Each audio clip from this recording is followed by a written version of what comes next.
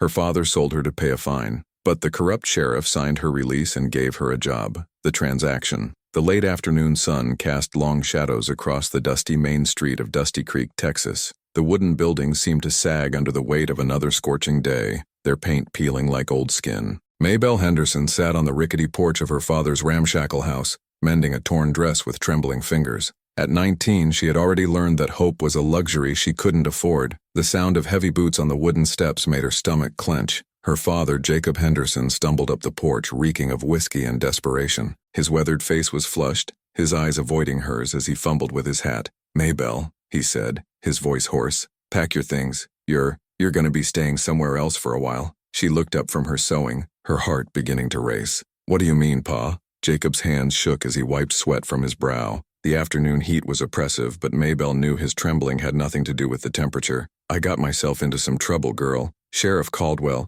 he's been patient, but patience runs thin in a man like him." "What kind of trouble?" Maybelle's voice was barely a whisper. "Gambling debt. $300. The words fell from his lips like stones. "And when I couldn't pay, well, he offered me a different kind of arrangement." Maybelle's blood turned to ice. She had heard whispers about such arrangements in a town like Dusty Creek, where the law was whatever Sheriff Caldwell decided it was. Women disappeared into the sheriff's custody, and when they emerged, if they emerged, they were never quite the same. "Pa, no." She stood up, her sewing falling to the dusty porch floor. "You can't mean—" "It's done, Maybelle." Jacob's voice cracked. "The papers are signed. You work for Sheriff Caldwell now, until the debt is paid." The words hit her like a physical blow. Her own father, the man who had taught her to read, who had once braided her hair and told her stories by candlelight, had sold her to pay his gambling debts. "How long?" she asked, surprised by the steadiness in her own voice. He said it depends on how hard you work." Maybelle looked at her father, really looked at him.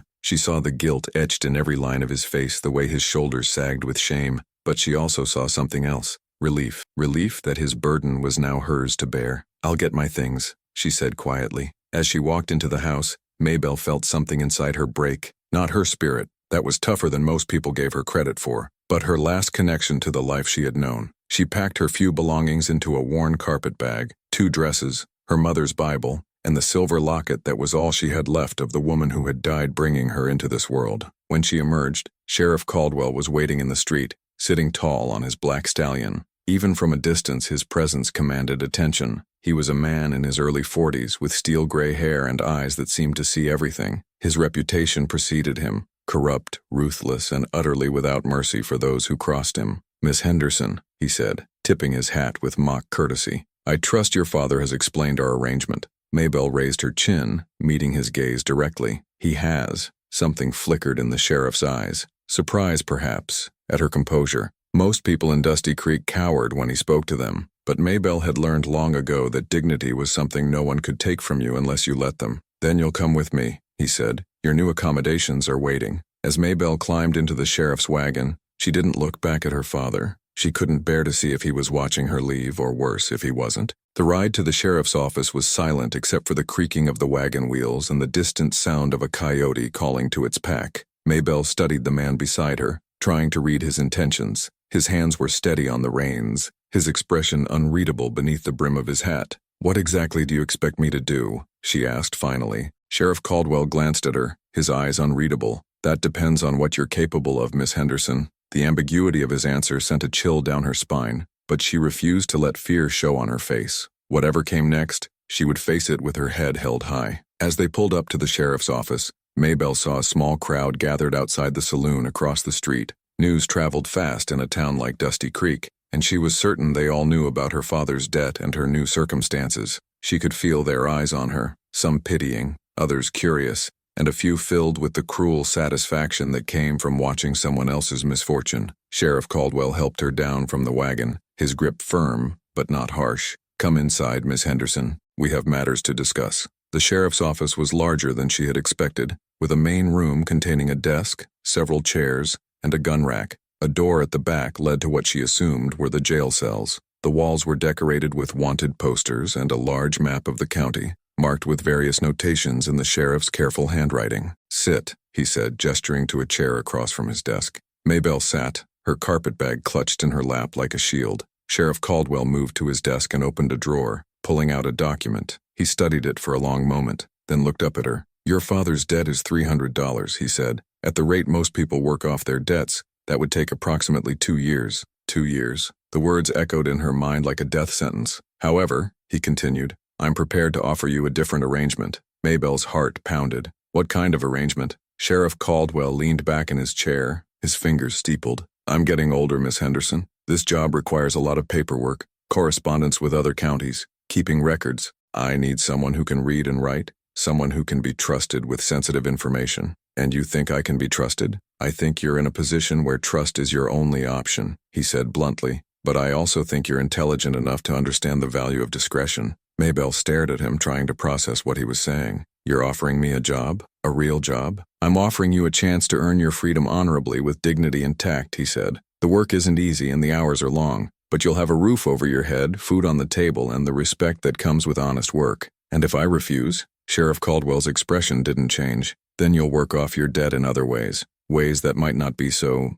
agreeable. The threat hung in the air between them, unspoken but understood. Maybelle felt tears prick at her eyes, but she blinked them back. She wouldn't give him the satisfaction of seeing her cry. I'll take the job, she said. Sheriff Caldwell nodded and reached for a pen. With swift, sure strokes, he wrote something on the document, then signed it with a flourish. Then consider your father's debt paid in full, Miss Henderson. Welcome to your new life. As he handed her the signed release, Maybelle felt the weight of her circumstances shift. She was no longer property to be bartered. She was an employee, with rights and responsibilities. It wasn't freedom, not yet, but it was a start. Thank you, she said, and meant it. Don't thank me yet, Sheriff Caldwell replied. Tomorrow morning you start work. Be here at sunrise. As Maybelle left the sheriff's office, carrying her carpet bag to the small room above the general store that would be her new home, she felt something she hadn't experienced in years. Hope. It was fragile, tentative, but it was there. The sun was setting over Dusty Creek, painting the sky in shades of orange and purple.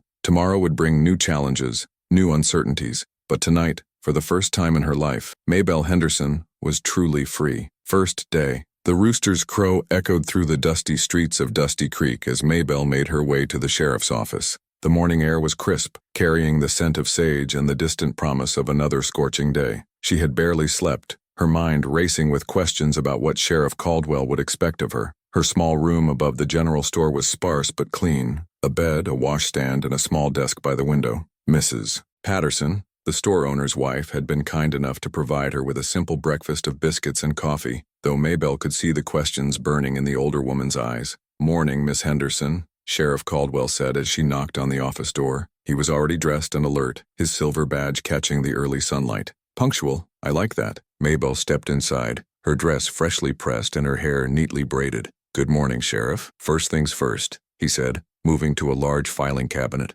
These are the county records, land deeds, tax records, criminal reports, correspondence with other law enforcement agencies. Everything needs to be organized, cataloged, and kept up to date. He pulled out a stack of papers that seemed to reach nearly to the ceiling. This is what I've been neglecting for the past 6 months. Think you can make sense of it? Maybelle approached the desk, her eyes scanning the chaotic pile. There were official documents mixed with personal letters, warrant requests scattered among property transfers, and what appeared to be several months' worth of crime reports in no particular order. It's extensive, she said carefully. It's a mess, Sheriff Caldwell corrected. But if you can organize it properly, it'll save me hours of work every week. Hours I can spend actually keeping this town safe. Maybelle picked up one of the documents, a property transfer dated 3 months ago. The handwriting was clear, but the document had been filed incorrectly and was missing several required signatures. This property transfer, she said, it's not complete. The buyer's signature is missing and there's no notary seal. Sheriff Caldwell looked up from his coffee, surprise flickering across his features.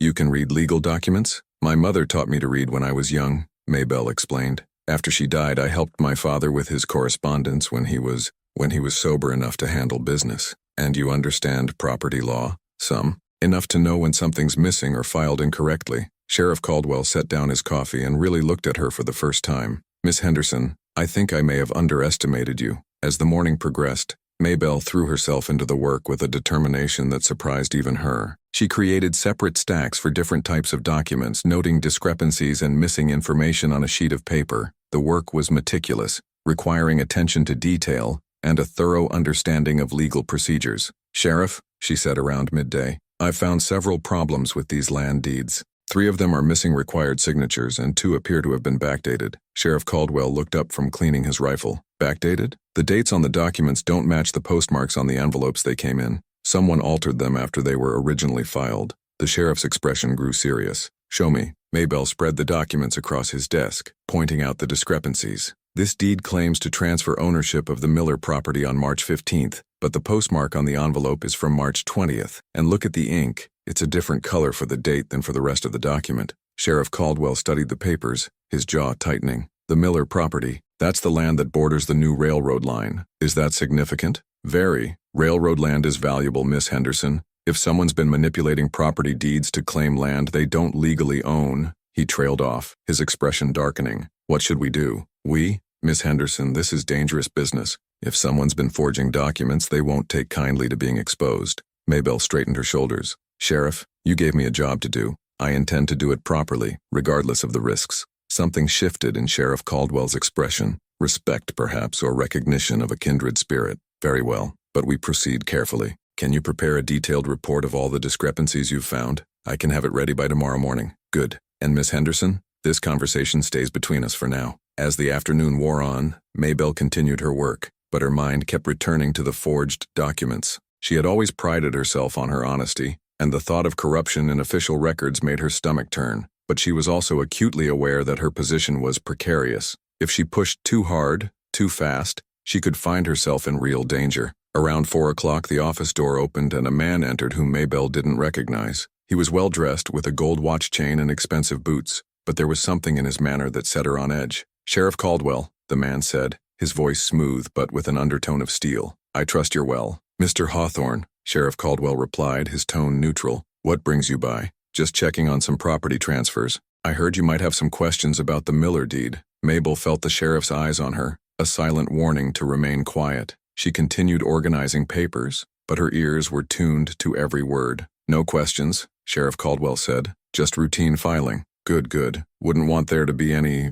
complications. The railroad companies are very particular about their paperwork being in order. Mr. Hawthorne's eyes swept the office, lingering on Maybell. I don't believe we've met, Miss Henderson, Sheriff Caldwell said. My new clerk. Ah, yes. I heard about your father's unfortunate circumstances. Mr. Hawthorne's smile was cold. I trust you're finding the work suitable? Very suitable, thank you, Maybell replied, meeting his gaze steadily. Excellent. Well, Sheriff, I'll let you get back to your work. Important to keep those records accurate, isn't it? After Mr. Hawthorne left, the office fell silent except for the ticking of the clock on the wall. Sheriff Caldwell sat back in his chair, his expression thoughtful. That, he said finally, is a man who bears watching. He knew about the Miller property, Maybell observed. He knew too much about it, and he knew about you, which means word of your employment here has spread faster than I expected. Maybell felt a chill of fear. Is that bad? It could be. Miss Henderson, I want you to understand something. The job I've given you, it's not just about filing papers. You're going to see things, hear things that some people would prefer remained hidden.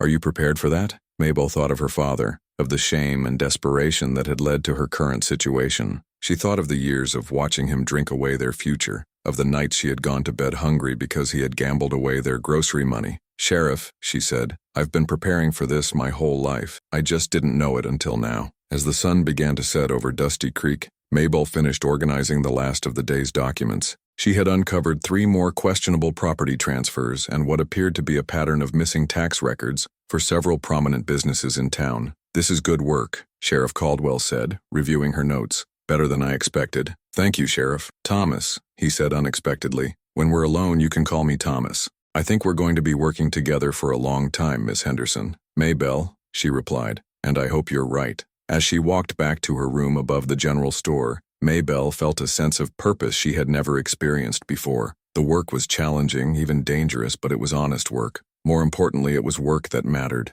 The evening air was cool, carrying the sound of piano music from the saloon and the distant lowing of cattle. Dusty Creek was settling into its nightly rhythm, unaware that its new sheriff's clerk was about to turn its carefully hidden secrets inside out. In her small room, Maybell lit a candle and sat at her desk, preparing her detailed report on the document discrepancies. As she worked, she thought about Mr. Hawthorne's visit and the warning in his eyes. Tomorrow would bring new challenges, new dangers, but tonight, she was exactly where she belonged. Dangerous discoveries. 3 weeks into her employment, Maybelle had established a routine that brought structure to her days and purpose to her life. She arrived at the sheriff's office each morning at sunrise, spent her days organizing records and preparing reports, and returned to her room each evening with a sense of accomplishment she had never known before. The relationship between her and Sheriff Caldwell, Thomas, as he insisted she call him when they were alone, had evolved into something resembling mutual respect. He valued her intelligence and attention to detail, while she appreciated his straightforward manner and the way he treated her as an equal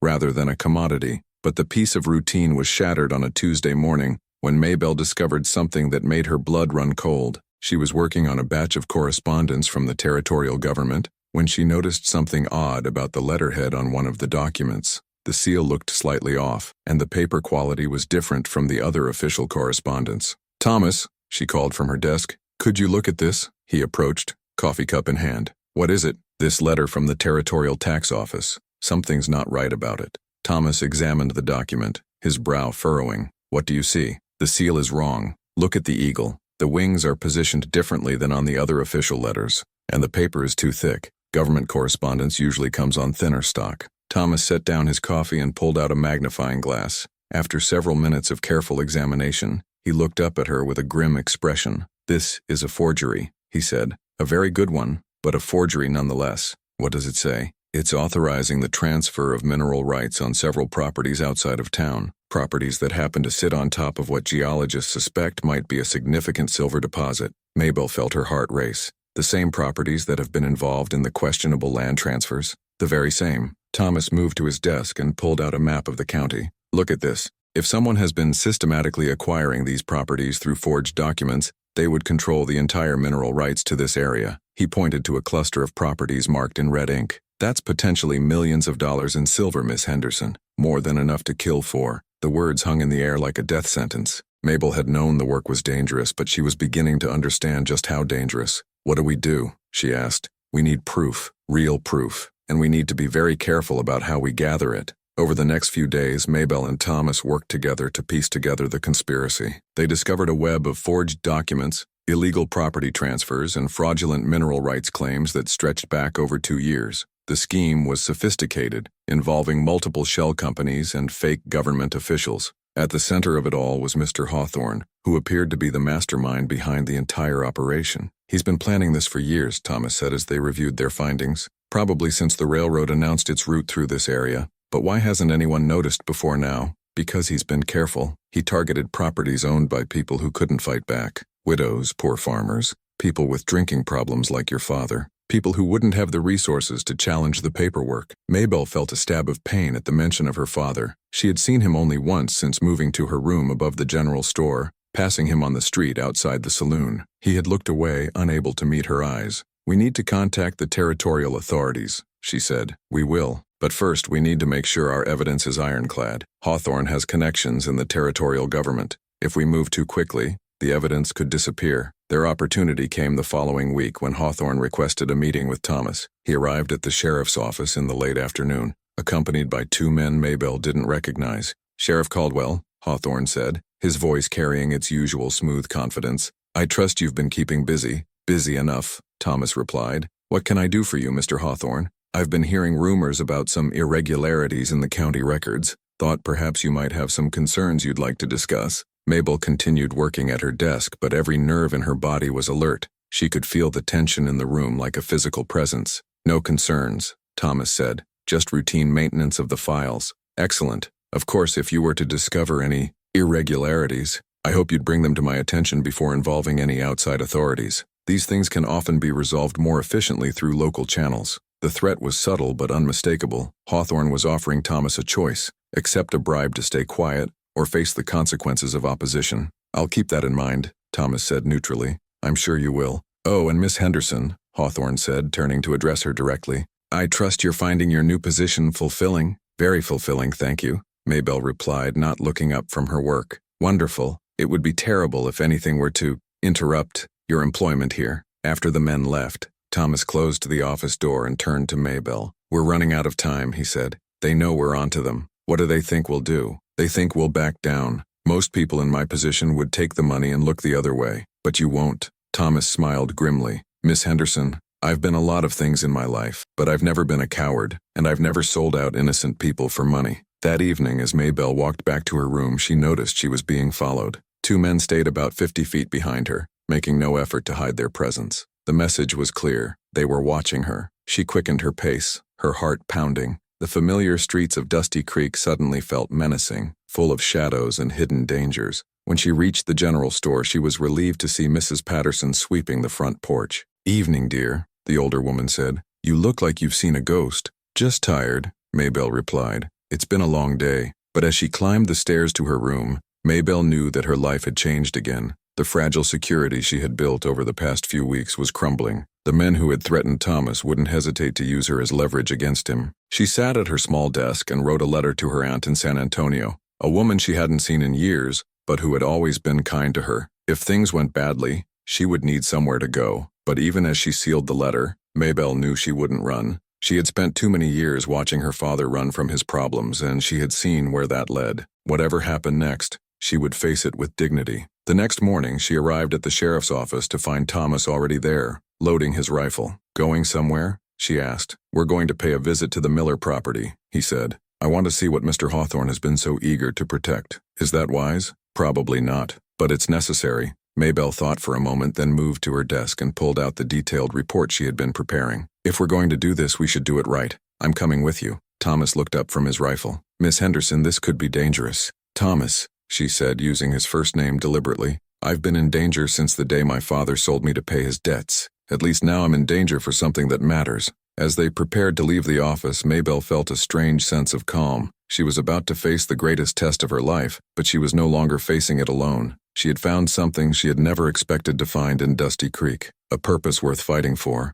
and a person worth standing beside. The morning sun was rising over the Texas hills, painting the sky in shades of gold and crimson. It was, Maybelle thought, a beautiful day for justice. The confrontation. The Miller property sat on a ridge overlooking Dusty Creek, its abandoned farmhouse casting long shadows in the morning light. As Thomas and Maybelle approached in the sheriff's wagon, they could see signs of recent activity, fresh wheel tracks in the dirt, the remains of a recent campfire, and what appeared to be surveying equipment partially hidden behind the old barn. "Someone's been busy," Thomas observed, checking his rifle one more time. Maybelle clutched the leather satchel containing their documented evidence. "The question is, are they still here?" Their answer came in the form of three men emerging from behind the farmhouse, all armed and clearly not pleased to see visitors. Maybelle recognized two of them as the men who had accompanied Mr. Hawthorne to the sheriff's office. "Sheriff Caldwell," called the tallest of the three, "this is private property. You got no business here." Thomas brought the wagon to a stop about 20 feet from the men.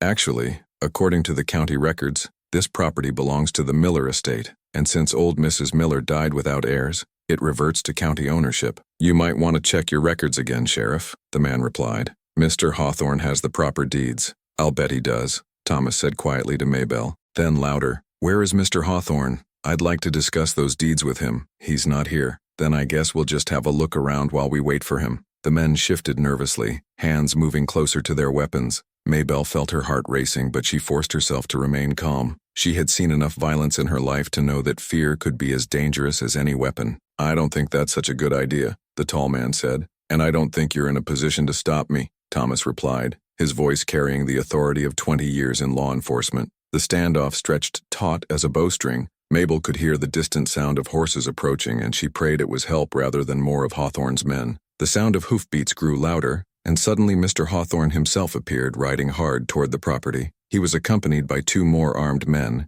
and his face was flushed with anger. "Sheriff Caldwell," he called out as he reined in his horse. "What the hell do you think you're doing?" "My job," Thomas replied simply. "Investigating reports of fraudulent land claims." Hawthorne dismounted, his hand resting on the butt of his pistol. "You're making a serious mistake, Sheriff. A mistake that could cost you everything." "The only mistake I see here is yours, Hawthorne. Did you really think you could forge government documents and steal people's land without anyone noticing?" Maybelle watched as Hawthorne's expression shifted from anger to calculation. She could see him weighing his options, considering how much the sheriff might know. "I don't know what you're talking about," he said finally. "Then you won't mind if we search the property," Thomas said, climbing down from the wagon. "And you won't mind if we take a look at those mineral rights documents you've been filing?" "You have no authority." "I have all the authority I need," Thomas interrupted. "Miss Henderson, would you be so kind as to read Mr. Hawthorne the relevant statutes?" Mabel opened her satchel and pulled out a legal document. According to territorial law, any property suspected of being involved in fraudulent transfer is subject to immediate investigation by local law enforcement,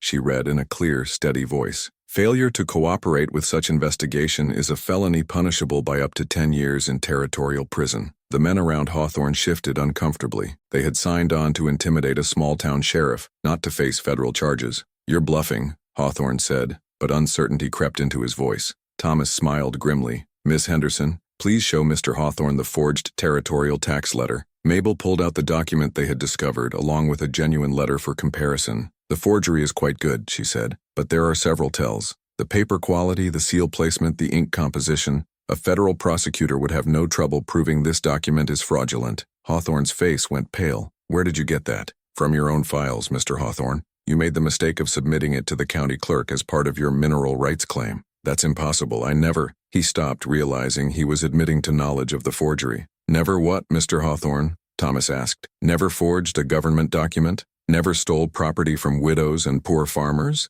Never bribed officials to look the other way?" The tension in the air was palpable. Mabel could see Hawthorne's men growing increasingly nervous, their eyes darting between their boss and the sheriff. These were hired guns, not true believers, and their loyalty would only last as long as their paychecks. "You have a choice, Mr. Hawthorne," Thomas continued. "You can come quietly and hope a judge takes your cooperation into account, or you can make this difficult and face the full weight of territorial and federal law." "And if I choose option 3? Hawthorne asked, his hand moving toward his weapon. "Then you'll discover that Miss Henderson isn't the only one who's been busy these past few weeks." Thomas whistled sharply, and suddenly the ridge around the property came alive with armed men. Mabel counted at least 8 rifles pointed in their direction, and she recognized several of the men as local ranchers and business owners who had been victims of Hawthorne's schemes. "You see, Mr. Hawthorne," Thomas said conversationally, "word has a way of getting around in a small town. When people learned what you'd been doing, they were more than happy to help set things right." Hawthorne looked around at the armed men surrounding him, his face a mask of fury and defeat. "You have no idea what you're interfering with, Sheriff. This operation has backing from very powerful people who won't take kindly to your interference." "Then they're welcome to file a complaint with the territorial authorities," Thomas replied, "along with everyone else who's been defrauded by your operation." The standoff continued for several long minutes, with Hawthorne weighing his options. Finally, he seemed to deflate, his shoulders sagging in defeat. "My men had nothing to do with this," he said quietly. "They were just following orders." "That's for a judge to decide," Thomas said, "but cooperation will be noted." One by one, Hawthorne's men laid down their weapons. The immediate danger had passed, but Mabel knew this was just the beginning. The investigation would take months, and there would be trials, appeals, and attempts at retribution. As Thomas placed handcuffs on Hawthorne, the man looked directly at Mabel. "You think you've won something here, girl? You think this changes anything? You're still just a saloon keeper's daughter whose father sold her to pay his debts." Mabel met his gaze steadily. "You're right, Mr. Hawthorne. I am Jacob Henderson's daughter, but I'm also the woman who brought down your operation, and I'm the sheriff's clerk who helped expose your crimes. Who I am isn't defined by what was done to me. It's defined by what I choose to do." As they loaded Hawthorne and his men into the wagon for the trip back to town, Mabel felt a profound sense of closure. She had faced her greatest fear, not the threat of violence, but the